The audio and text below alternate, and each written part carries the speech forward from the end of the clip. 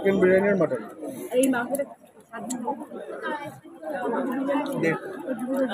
পুরোটা কিন্তু এটা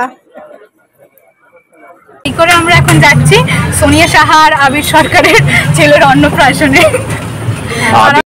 এই যে আমার ভাই এই যে বসেছে এরকম করে টুকটুকির ওদিকে পা বার করে সাইডগুলি দেখা এই সাইডে দেখ। এখন জলে মনে হচ্ছে স্রোত রয়েছে কিন্তু আমরা এখান থেকে টুকটুকি নিয়ে যাচ্ছি। মানুষ এই ব্লগারদের জন্য কি পরিমাণে যে লোক হচ্ছে শান্তিপুরে, যেখানে শাড়ির দোকানে 100 টাকায় শাড়ি পাচ্ছে, মালবেরি, কাঞ্জিবরম, রেপ্লিকা।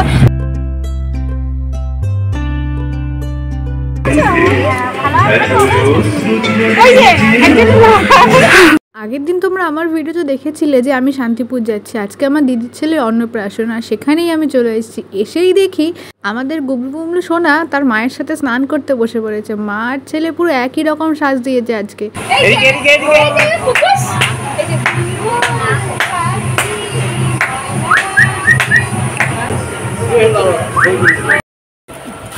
ভাই ও এই যে ভাই কি করবে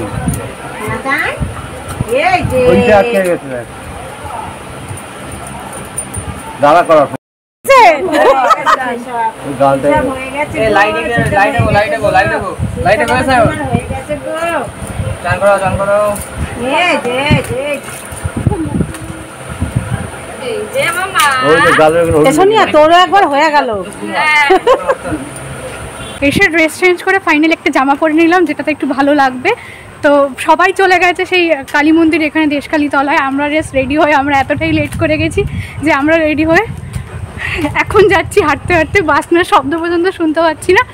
তো লেট হয়েছে ওর জন্য। না ফালতু কথা, ময়দা মেখেছে ও, আর দোষ আমার। ময়দা মাখবে ঠুসে ঠুসে দে, মুখটা দেখতে পাচ্ছ তো, ময়দা মেখে সাদা করে ফেলেছে, কি করে হবে?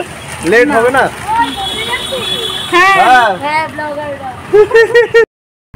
কত দূর বাবা, হাঁটতে হাঁটতে আমাদের পা খুলে গেল আমার।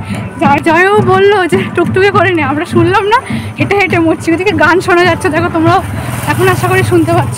চলো ওখানে যাই, তারপর ফাইনালি দেখাচ্ছি। গেটটা কেন লক হলো না? লক হয়নি, আর তুই যেটা পরের বারে মারলি ওটা মনে হলো একেবারে গেটটা খুলে আবার আমার সাইডে চলে আসে। যখন বিপদে পড়া যায় ভগবান কাউকে জানিয়ে যাচ্ছে, ভগবানের দূত হয়ে এসেছে। না আমি রাস্তা খুঁজে পাচ্ছিলাম না, আমি বড় বিপদে পড়েছিলাম। এই সামনে টুকটুকি তো অনেক, আরে আমরা গাড়ি করে যাচ্ছি, টুকটুকিতে যাচ্ছে, হেঁটে গড়াগড়ি খাচ্ছে, মানে হেঁটে ধরতে আর পাচ্ছি না। এরা তো সব টোটো করে যাচ্ছে। দাঁড়াও, তুমি একা কেন? মেয়ে কোথায়? মেয়ে টোটোতে উঠে গেছে আগে। সব টোটো করে যাচ্ছে। ঠিক আছে, আমি আর দাদা নীতিমতো দৌড়েছিলাম পূজা দিকে যেতে পারছি না, দাদার বলছে আমরা আরেকজন পৌঁছতে পারবো না, ওই রকমই অবস্থা হয়ে গেছিল। না দেশকালী তলা যে এতটা দূর আমি এটাই বুঝতে পারিনি।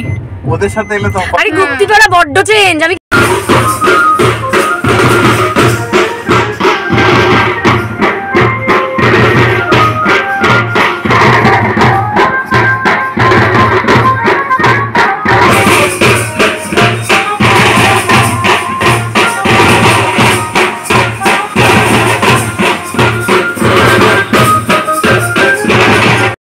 এবার স্নান সেরে সবাই মিলে আমরা এসেছিলাম দেশকালীতলায় ঠাকুরকে নমস্কার করতে, আর সাথে ছিল বাড়ির সবাই, আত্মীয় স্বজনরা সবাই, আর সাথে কিন্তু বাজনাও ছিল আজকে।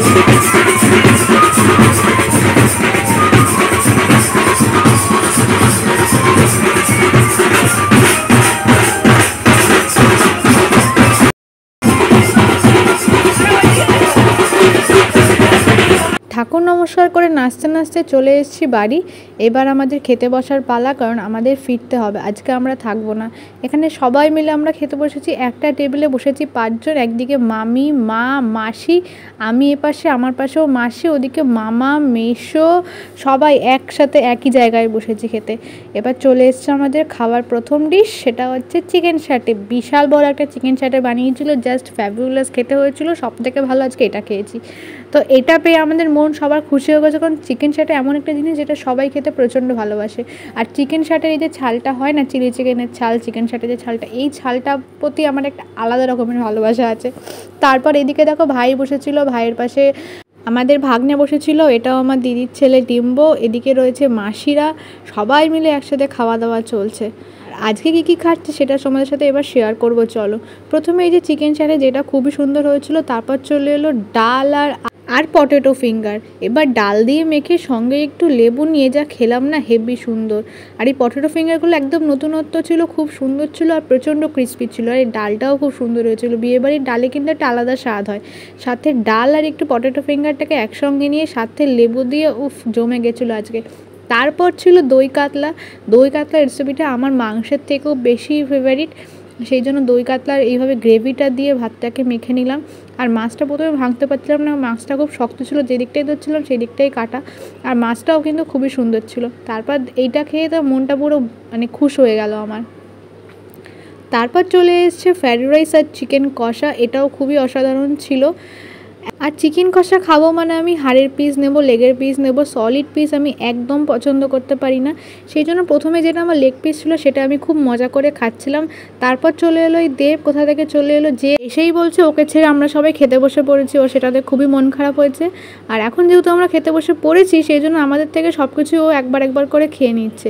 আমি বিশ্বাস করো এই মাংসের পিসটা ওর মুখে দিয়েছিলাম যে তুই খা, কিন্তু ভেবেছিলাম যে ও হয়তো না করবে, দেখলাম পুরোটাই খেয়ে নিল।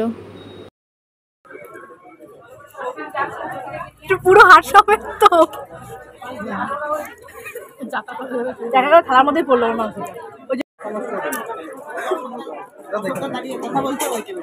চিকেন সাথে পনির, এই বলছি হাতটা বের কর, হাতটা বের কর। চিকেন পনির চিকেন সাথে লস করলি তুই, ভেবেছিলি দিবি না, মানে তুই ভিডিও করবি তবে আমাকে লস।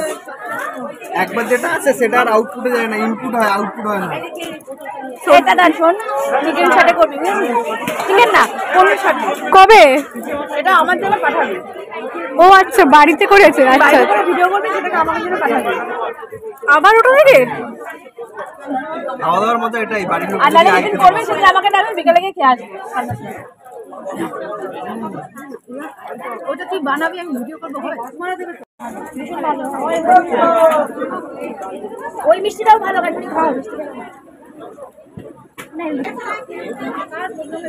তো যাই হোক, খাওয়া দাওয়ার পর্ব শেষ করে আমরা বিকেল বেরিয়ে পড়েছি বাড়ি যাব। আর দেখো বিকেলবেলা কত মেঘ হয়েছে আকাশে, আর এই মেঘের জন্য এই জায়গাটা এত সুন্দর দেখতে লাগছে সেটা তোমাদের কি বলবো। সবাই এই জায়গাটায় দাঁড়িয়ে হাওয়া খাচ্ছিল, এতটাই সুন্দর হাওয়াও দিচ্ছিল, ভয়ও লাগছিল, কারণ যদি ঝাঁপিয়ে বৃষ্টি নামে তাহলেই নৌকা নিয়ে সঙ্গে আমরা গঙ্গায় ডুবে যাব।